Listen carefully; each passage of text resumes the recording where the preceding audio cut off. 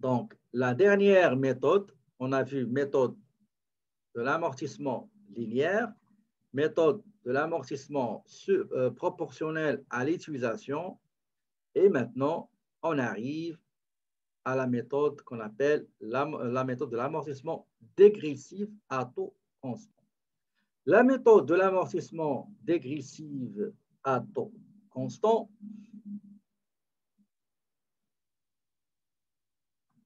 est basée sur le principe selon lequel plus un actif vieillit, il devient vieux, moins il est performant. Moins il est performant. C'est comme l'être humain. Okay, l'être humain, quand on est jeune, ben on peut tout faire, mais plus on avance dans l'âge, plus on devient vieux, plus on perd certaines habilités. D'accord?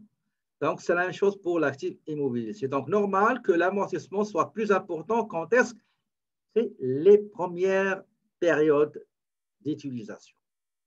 Le calcul est effectué à partir de la valeur comptable à la fin de l'exercice financier. D'accord? C'est-à-dire le coût d'acquisition moins l'amortissement cumulé en date du calcul. Et on va voir comment on fait le calcul. On prend un petit exemple. Ce ne sera pas long. Je retourne à la page du cours.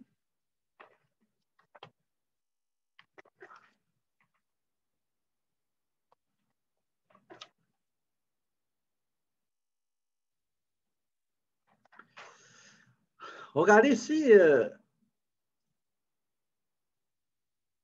à droite.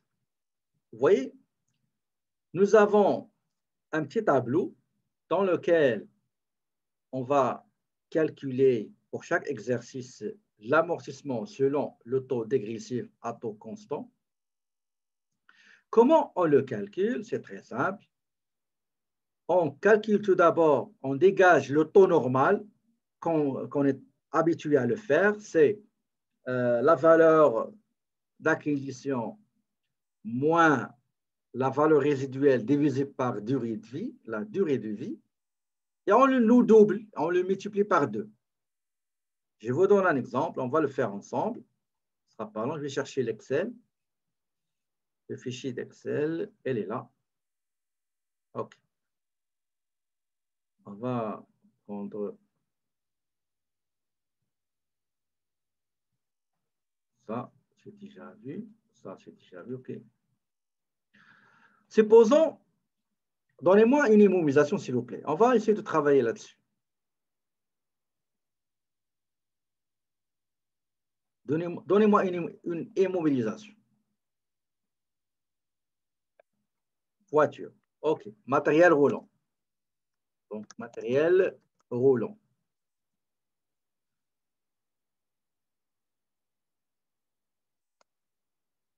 Coût d'acquisition. Coût acquisition. Donnez-moi un coût d'acquisition, s'il vous plaît. 10 000. OK. 10 000. Donnez-moi la valeur résiduelle. Donnez-moi une valeur résiduelle. Au moment où vous allez vendre cette auto-là, ce matériel, 3 500. OK. Donnez-moi la durée de vie. Durée de vie. 4 ans. Très bien, 4 ans. Le taux d'amortissement. Donnez-moi le taux d'amortissement.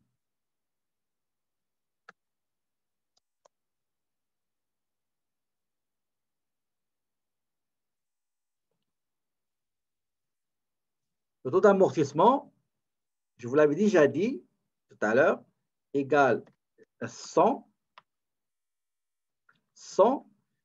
divisé par durée de vie.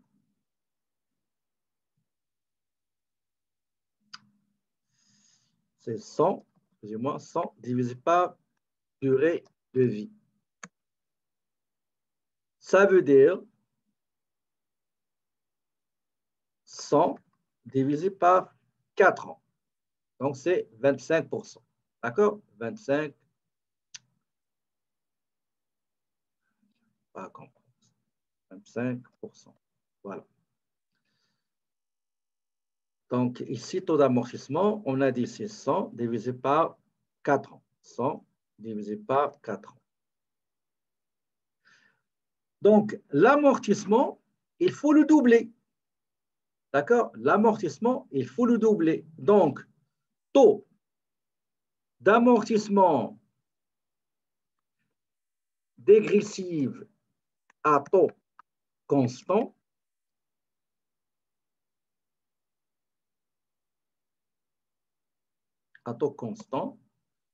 égale quoi? Égale taux calculé multiplié par 2. Ça veut dire 50%.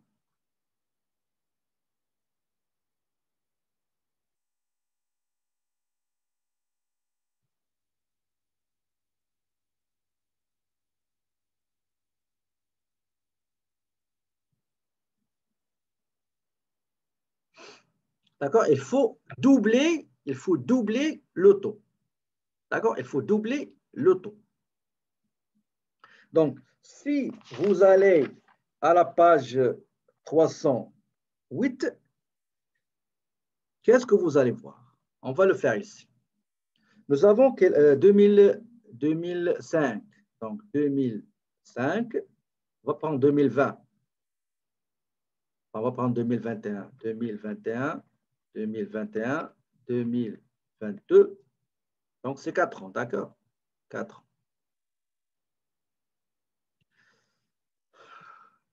Comment maintenant calculer? C'est la base de cet amortissement. Je n'ai pas compris, mais généralement, c'est comme ça qu'on le fait. On calcule le taux normal, linéaire, et on le double. D'accord? Et on le double. Le taux d'amortissement calculé, on va le doubler ici. Et qu'est-ce qu'on fait? On calcule la valeur nette comptable. D'accord? Regardez ici, si vous prenez la valeur d'acquisition du cas ici, taxe, ici on va prendre la valeur d'acquisition ici de 10 000 $. D'accord? 10 000 $ multiplié par le taux. C'est quoi le taux? Non, ce n'est pas 40. On est ici dans l'exercice ici. 50. D'accord? 50% multiplié. Il ne faut pas oublier une chose. Supposons ici, on va prendre la même date ici. Il a été acheté le 1er juillet, d'accord? Donc, acquisition, le 1er juillet 2021. D'accord? 2021. Si on prend, regardez, si on prend 10 000 multiplié par 50%, généralement, l'annuité doit normalement égaler à 5 000 $, normalement. D'accord? Mais pour 2021, il n'égale pas, il n'est pas 5 000. Égal à combien? Allez-y, calculez-moi le égal à combien?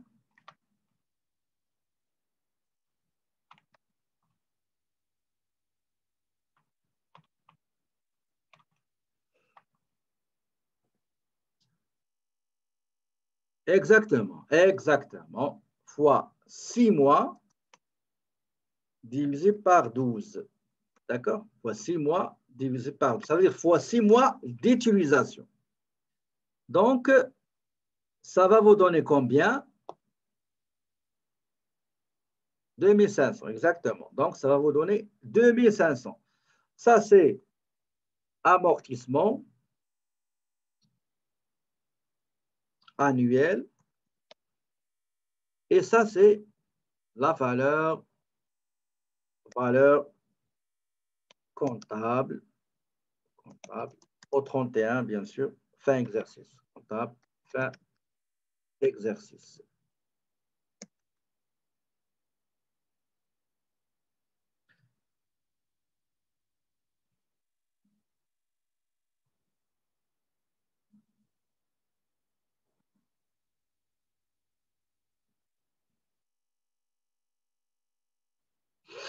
Donc, nous avons ici détail, on va mettre détail calcul, détail calcul.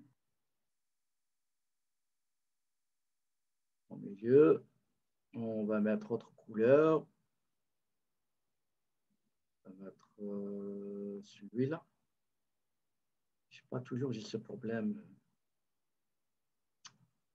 OK, c'est pas grave.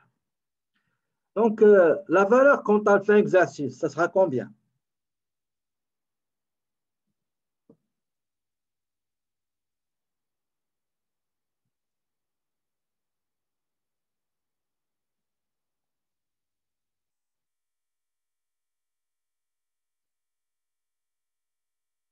Ça sera combien? Ça sera égal, ici, égal, le coût d'acquisition moins l'amortissement annuel, c'est 7500. D'accord? Dans la méthode d'amortissement dégressif à taux constant, toujours, qu'est-ce qu'on fait? On prend la valeur comptable fin exercice multiplié par 50%, c'est-à-dire le taux constant. D'accord? Le taux constant. Ça veut dire quoi? La valeur 7500 $ multiplié par 50%. D'accord? Donc, égal 7500 multiplié par 50%. D'accord? La valeur comptable fin exercice égale à combien maintenant?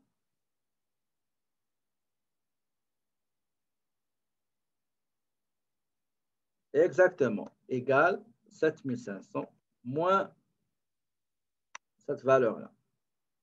Et ainsi de suite. Attendez.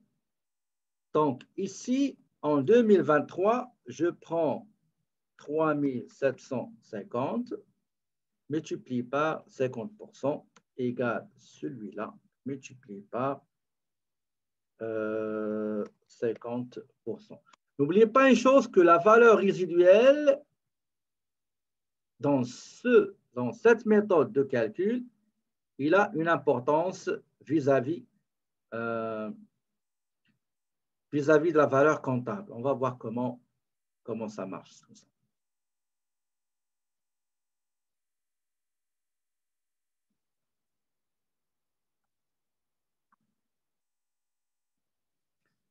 Normalement, il y a une règle à respecter. La valeur, regardez, on va le mettre ici. La valeur comptable doit toujours être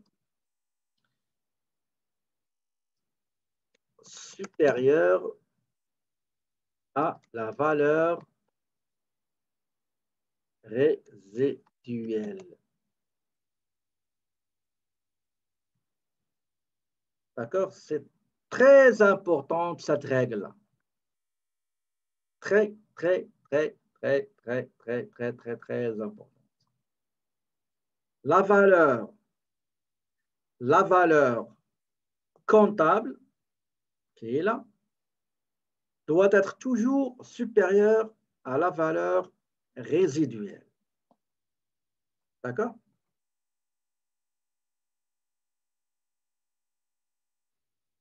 la valeur comptable doit être toujours, la valeur comptable doit être toujours supérieure à la valeur résiduelle.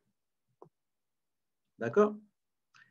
Qu'est-ce qu'on fait pour avoir la valeur comptable supérieure toujours à la valeur résiduelle? C'est très simple. On prend, parce que si je mets ici, si je mets, par exemple, je mets 3750 moins 1875, ça donne 1875 et la valeur comptable est inférieure à la valeur résiduelle. Ce n'est pas normal. OK? Qu'est-ce que je fais? Qu'est-ce qu'on fait dans ce cas-là? Voilà qu'est-ce qu'on fait. On prend 3750 qui est là. D'accord?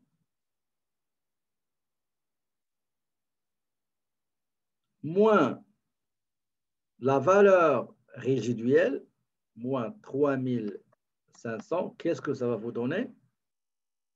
Bon, si on prend 3750 moins 3500, ben, ça donne 2500 l'annuité, fin d'année. OK? Donc, c'est comme ça qu'on le calcule. La valeur, il ne faut pas oublier, la valeur comptable ne doit jamais être inférieure à la valeur résiduelle. La valeur comptable de l'objet que vous allez, de l'immobilier que vous allez vendre, normalement, il faut qu'il soit supérieur à la valeur résiduelle.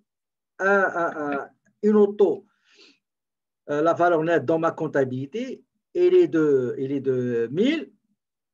Sûrement, la valeur résiduelle doit être inférieure parce qu'il a perdu la valeur. D'accord? Donc, en 2023, l'amortissement qu'on va prendre en considération, c'est la différence entre la valeur comptable et la valeur résiduelle. Est-ce que vous avez... je vais aller chercher le cours. Voilà. Ça, c'est déjà... Vous avez l'écriture comptable. Regardez dans le journal. Dans le journal, qu'est-ce qu'on fait? Nous avons par exemple le cas de la page 307. On a calculé le taux normal était 20, mais on l'a doublé. Il est devenu 40. Donc, la valeur d'achat de 17 000 multipliée par 40, puisqu'on l'a acheté, on l'a acheté en juillet, c'est-à-dire juillet, août, septembre, octobre, novembre, décembre. Donc, c'est 6 mois. Donc, 6 mois, on a utilisé les mobilisations. Il faut calculer la valeur perdue dans la valeur d'acquisition de cette immobilisation. On a trouvé 3 400. La valeur comptable, donc 17 000 moins 3 400, ça donne 13 600. Toujours, le taux constant, il est calculé sur la valeur comptable et non pas sur la valeur d'acquisition, bien le coût d'acquisition, bien la valeur d'origine. Donc, regardez ici, excusez, quand la valeur résiduelle était de combien? De 2000. D'accord? 2000. Ici, on est à 2937. Si je prends 2937,6 multiplié par 40%, ça va donner 1117. D'accord? Moins, attendez, 1000, donc ça va donner 1175,40 moins 2937 qui reste, ben, ça donne 1762, ce qui est moins inférieur à la valeur comptable, sera inférieur à la valeur résiduelle. Qu'est-ce qu'on fait? On a pris la valeur comptable qui reste ici, moins 2000, l'amortissement annuel sera 937,60 de cette année-là. D'accord? Donc, si on suit l'écriture comptable ici, lors de l'acquisition, nous avons l'équipement acheté. Donc, tout ça, je ne vais vous pas le donner pour ça, c'est juste une écriture d'acquisition de cet équipement. Mais généralement, à la fin de l'année de 20X9, vous aurez dans amortissement équipement la charge 937,60 et vous aurez dans amortissement cumulé 937,60. D'accord? Je crois qu'on a un petit exercice dans la page 308. Je vous ai déjà envoyé hier le petit tableau pour le remplir. Donc, allez-y, remplissez le tableau, s'il vous plaît. Je vous donne 10 minutes et on va le corriger ensemble.